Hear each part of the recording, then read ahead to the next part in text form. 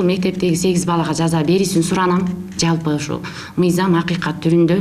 Анан ошол мектептеги тиешеси бар мугалимдерге да чара колдонуп көз жастымда калбаса. Мындан 2 ай мурда мектептеги бейбаштардын айынан уулунан айрылган эне Гүлгакы Бабатаева борборго акыйкаттык издеп келген. 19-сентябрь күнү Жумгал районунун Көкөй айылындагы мектепте 11-класстын окуучулары 15 жаштагы Жекшенбек уулу Эркинбекти катуу уртокмокко алган.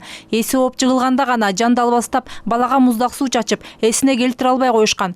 Жүрөк тушка жана бутка катуу сокку алган өспүрүм ошол бойдон эсине келе албай каза болгон. Мектептеги балдар ушу тамеки чегип жүргөнүн, мас абалына пиво алдырып ичип жүргөнүн ушул мугалимдер эмнеге байкашпайт? Менин уулум Эркинбек 18-сентябрь күнү дагы ушу 11-класстын балдардын зомбулугуна кабылып, мектептен ыйлап сумкасын асынып алып, чыгып кетип калатмакчы болгондо классташ кызы сага эмне болдуң деп сураганда, 11-класста окуган Тынчтыкбеков Исман мен колумду оорутуп салды деп кетип калган.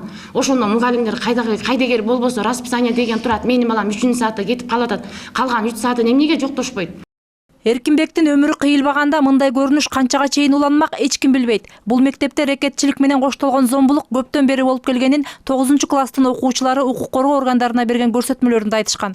Алар кичүү класстагы балдарды мектептин жертөлөсүнө алып келип опузалап турушкан. Алардан мурун биз классына кирсип тискенде, жинаш деп койгонда, эжелерге жинаш деп койгон бизди киргизип алып, бизден 1 жаш улардан киргизип алганда 2 класс киргизип алып системасы түшүндүрө баштаган.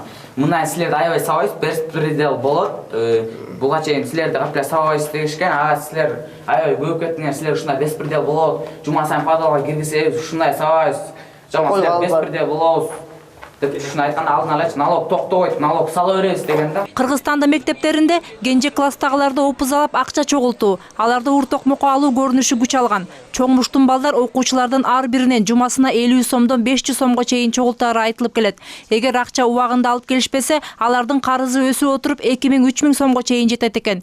Ички иштер министрлигинин маалыматы боюнча, быйылкы жарым жылдын ичинде окуучуларды талаптоногон 100гө чукул факт катталган. Бирок чыныгы көрсөткүч мындан алда канча жогору болушу мүмкүн дешет укук коргоочулар. Анын үстүнө мектептер менен билим берүү министрлиги окуучулар арасындагы кылмыштарды жаап жашырууга аракеттенет.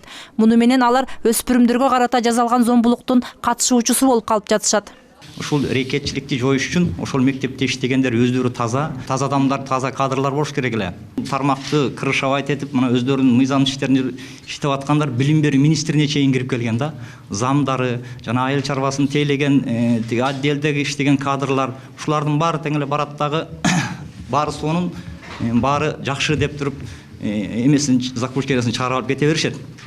Областта бир жолу фронталдык текшерүү деген бир дүбүртү катуу текшерүү бар. Таранчиева деген келет.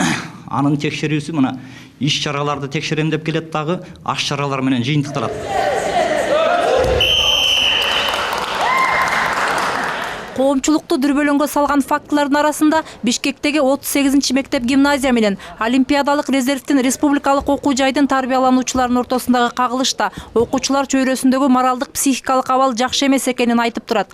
Окуянын кесепетинен Олимпиадалык окуу жай 1 ай жабык туруп, 10 ноябрдан тартып билим берүүнү улантууда. Бул окуу жайга 38 мектептин мурдагы жетекчиси Айнура Шакиралиева директордун милдетин аткаруучу болуп келди. Ал эми 38 мектеп болсо, милиция тарабынан ушул айдын соңуна чейин кайтарууга алынган. У нас очень большая школа. Биздин мектеп абдан чоң. Мында 3000 окуучу билим алат.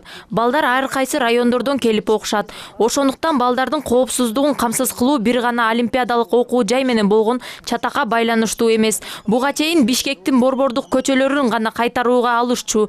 Азыр Аламидин бир кичи районунда кайтарууну чечишти.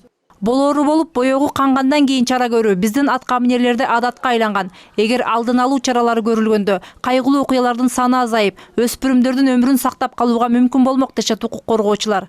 Мээрим Ташыбекова, Александр Симонов, НТС.